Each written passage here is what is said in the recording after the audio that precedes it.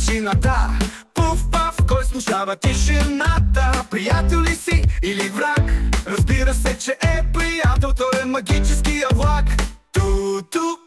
Това се свирка, ето го тук. Голям и мощен, готов е за път. Тази машина няма дълго да чака. Хайде да влизаме бързо във влака.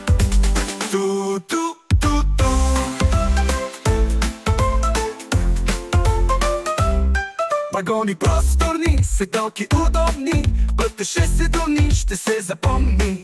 Прешарени гари и гъсти гори, магическия влак просто лети.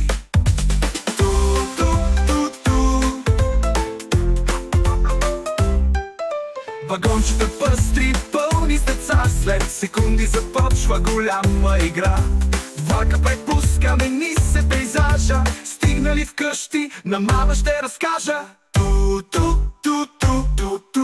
Спираме на гара, истинско чудо май стана. Всички влакови кабинки изпълниха се с чудни животинки. Коте в краката ми мърка, кучето се казва чап, чап, чап, чап, чап, чап. Незнайно как при нас качи се даже жираф.